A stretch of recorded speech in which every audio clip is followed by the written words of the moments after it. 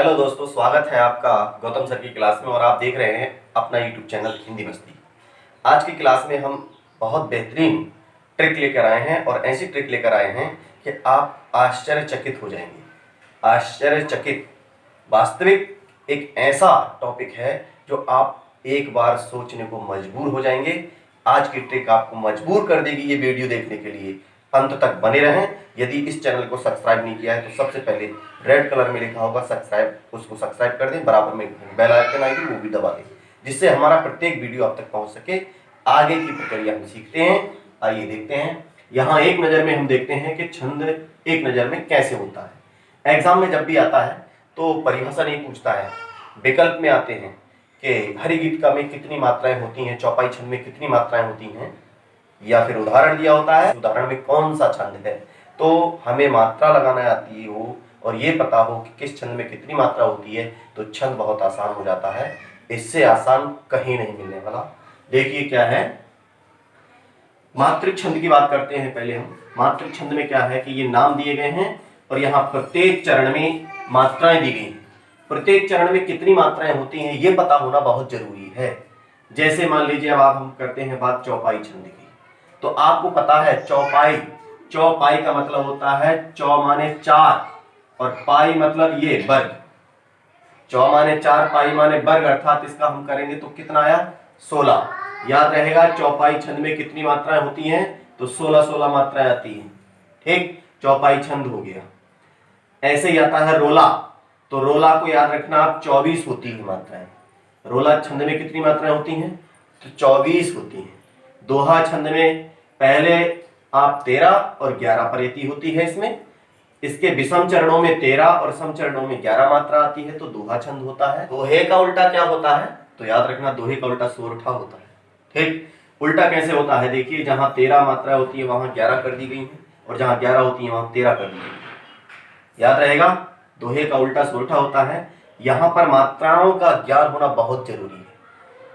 बरवे छंद आता है। बरवे छंद में क्या होता है, बरवे का मतलब 12 मात्राएं। इसके विषम चरणों में मैंने पहले कहा था ये जो प्रथम चरण दिए गए हैं ये विषम है और बाद में जो दिया गया है वो सम चरण है।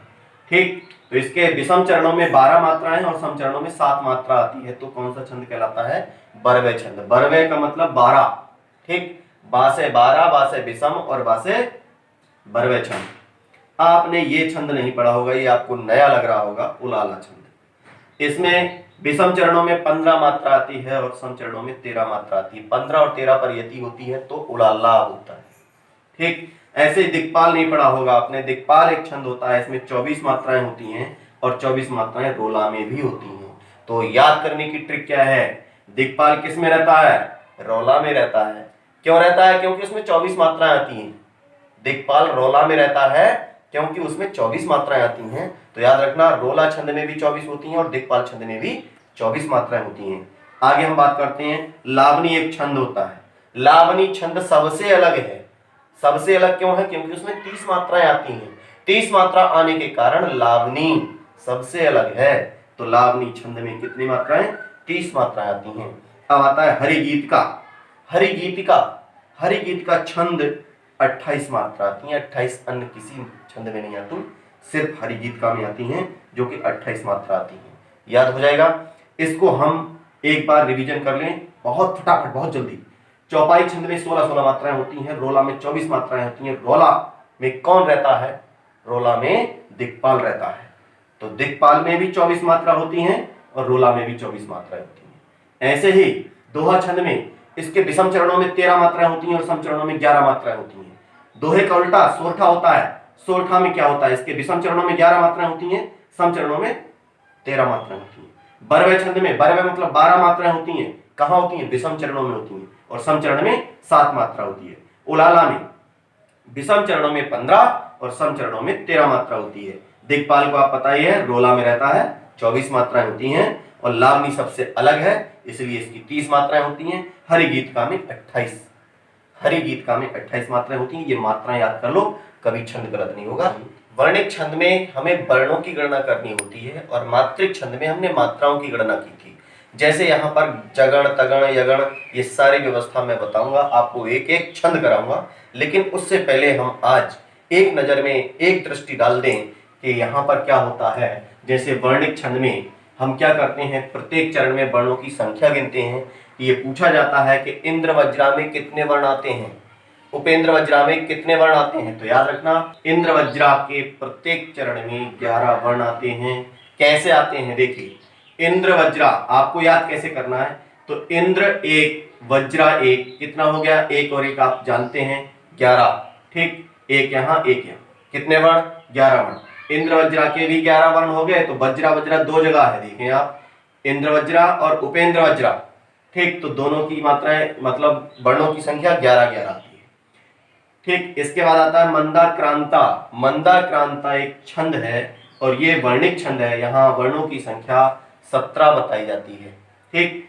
मालती एक छंद है, इसमें वर्णों की संख्या 23 आती है। ऐसी मालिनी छंद है, इस मालिनी छंद को बहुत बार पूछा जाता है, वर्णों की संख्या 15 आती है। ऐसे तोटक एक छंद है, इसमें वर्णों की संख्या 12 आती है। और सवैया आप पढ़ते हैं, इसमें 26 या 22 और 26 पर्यायती होती है, अर्थात 22 और 26 वर्ण होते हैं। तो कौन सा छंद होता है, तो सवैया होता है। इस प्रकार से यहाँ पर आप प्रत्येक छंद की मात्रा नहीं बल्कि वर्ण, यहाँ पर याद रखना वर्णों को गिना जाता है। ये पूछा जाता है एक तगण एक जगण के मिलने से कौन सा छंद बनता है, ठीक। तो ये तगण जगण भगण ये सब बताऊंगा, बस इससे पहले आप इस चीज के लिए एक दृष्टि में डाल दें। और ये पूछा जाता है कि बताएं कि मंदाक्रांता में कितने वर्णों की गणना की जाती है। तो याद रखना 17, मंदाक्रांता में 17 होते हैं वर्ण। ऐसे ही ये वज्रा वज्रा 2 बार आया है, तो इन दोनों की संख्या समान है, 11 वर्ण यहाँ आते हैं, 11 यहीं आते हैं, ठीक। इस तरह से आप नोट कर लें, एक नज़र में इसको याद कर लें। ये बहुत बेहतरीन ट्रिक है और आप इससे आगे और अच्छा पढ़ने के लिए और बेहतरीन पढ़ने के लिए यदि आप चाहते हैं तो मैं 1 मिनट की आपको एक स्टोरी सुना रहा हूँ, जरा ध्यान से सुनना। आपको लोग कहते हैं कि अरे ये क्या कर रहे हो, आपके बस का नहीं है, आप ऐसा नहीं कर सकते। तो एक कहानी के तौर पर मैं बता रहा हूँ। एक जंगल में आग लग जाती है और आग लगने के पश्चात एक चिड़िया है बहुत छोटी सी, वो अपनी चोंच में पानी लाती है और उस आग पर डालती है। अब लोग मजाक बनाते हैं कि चिड़िया बताइए इस चोंच से पानी भर के लाकर डालती है तो क्या आग बुझ सकती है, नहीं बुझ सकती ना, राइट। मैं भी ये मानता हूँ कि नहीं बुझ सकती, लेकिन उससे पूछा गया, उसने प्रयास तो किया, बोली मैं प्रयास में लगी हूँ कि ये आग बुझ सकती है। यदि हम अपने लक्ष्य की तरफ ध्यान दें और हम प्रयासरत रहें तो दुनिया में कोई कुछ कहता रहे, हम एक दिन कामयाब होंगे, ये हमारा वायदा है। जैसे उस चिड़िया के अंदर ये लालसा थी कि इस वन के इस वृक्ष के मैं फल खाती हूँ, यहाँ रहती हूँ, मेरा बसेरा है, इसलिए वो चोंच से पानी डालती है। यहाँ समाज आपके लिए बहुत कुछ कहेगा, आपको किसी की सुनना नहीं है, आपको अपना काम करना है। जैसे मैं कुमार विश्वास की 2 पंक्तियाँ मुझे बहुत अच्छी लगती हैं, बहुत ही फैन हूँ मैं उनका, बहुत बड़ा फैन हूँ और मानता हूँ कि हाँ कुमार विश्वास कुछ अच्छा भी लिखते हैं, लेकिन मैं उनकी पंक्तियों को दोहराता हूँ, जरा ध्यान से सुनना। हवा का काम है चलना, दिए का काम है जलना, हवा का काम है चलना, दिए का काम है जलना, वो अपना काम करती है, मैं अपना काम करता हूँ। आगे इससे और बेहतरीन पढ़ने के लिए हमारे चैनल को सब्सक्राइब करना ना भूलें, बेल आइकन भी दबा देना।